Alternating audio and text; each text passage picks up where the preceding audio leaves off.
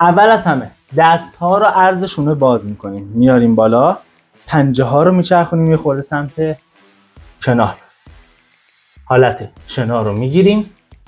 خب الان بدن من اینجا نباید باشه که بخوام شنا رو بزنم، چون آرنجمو به سمت بیرون هدایت میکنه. پس بدن عقب باشه، آرنج میره سمت این بر. بدن جلو باشه، فشار رو میاره روی سرشونه و زدن شنا سوئدی براتون خیلی سخت میشه. چیکار کنم؟ همون راستای بدن باشه، دست راستای بدن، یعنی از مچ تا شونه توی یه خط باشه. حالا حتما نمیخواد دقیق باشه ولی سعی کنید توی یه خط باشه. این شد فرم شنا سوئدی. سرم روبرو پایینه دارم نگاه میکنم، اینجا رو نگاه نمیکنم، بالا رو هم نگاه نمیکنم، چشمم مستقیم روبروه، بدنم پایین نیست، بدنم بالا نیست، همه چی از اینجا. خب پنجه ها رو دادم اون بر، نگه میدارم اوکی تا هر چقدر که میتونم. اولین تکرار برای ما نگه داشتن حالت شنا سوئدی، مثل پلانک، همون جوری که پلانک میزنی شنا سوئدی هم نگه میداری. هر وقت تونستی 30 ثانیه الی 1 دقیقه شنا سوئدی رو اجرا کنی، میای این حرکت رو انجام میدی.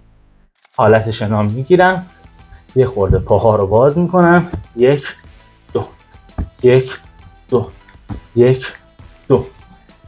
شانه هامو لمس میکنم. پس قدم اول 30 الی 1 دقیقه نگه داشتن حالت شنا. اوکی، امروز نشد، فردا نشد، پس فردا نشد، سراغ قدم بعدی نمیای، فقط قدم اول. هر وقت قدم اول رو تونستی انجام بدی، میای دوباره اون روزی که میخوای شروع کنی قدم 1 رو میزنی، قدم 2 رو هم میزنی. قدم 2 چی بود؟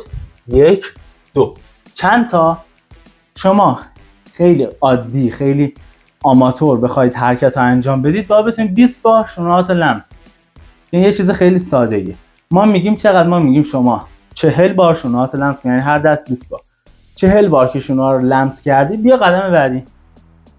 قدم سوم چیه؟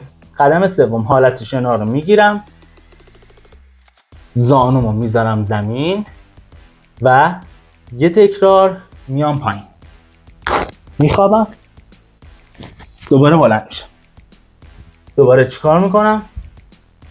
حالت شنا رو میگیرم، زانومو میذارم زمین، فقط میام زمین، میخوابم،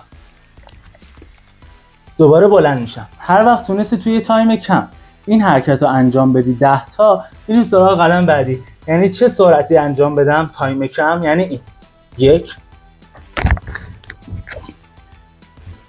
2 3. همین سادگی این حرکت رو انجام میدی. این حرکتی که تونستی 10 بار انجام بدی، میریم سراغ حرکت بعدی. من میکروفون میخوره به زمین، یه خورده صدا جابجا میشه، عذرخواهی میکنم. حالا حالت شنا رو میگیرم، زانو رو میذارم زمین، میام پایین، سینمو نمیچسبونم به زمین، فقط میام پایین، میام بالا، 1 تکرار میزنم. اوکی تمام. دوباره با زانو دارم 1 تکرار میزنم، 2 تکرار، 3 تکرار، 4 تکرار. با زانو هر وقت تونستی 5 تکرار انجام بدی، میریم قدم بعدی. نکات خیلی مهم واسه شنا سوئدی. دست های ما گفتم چی؟ عرض شانه. آرنج به سمت کدوم طرف میره؟ از پشت نگاه کنی آرنج منو، این نمیشه، یعنی نمای بالای سر شما این نیست. ببین این 1 تکرار باشه. اینجا چقدر زاویه‌اش؟ 90 درجه. خیر، باید چقدر باشه؟ باید 45 باشه. ببین اگر خیلی چسبیده باشه به هم که کلا میشه پشت بازو، یعنی مثلا حرکات این شکلی. اگر خیلی باز باشه که کلا داری آسیب میزنی، نزن. پس دستم که صاف هست، 1. ببین اینجا رو، این نیست، 1 اینه.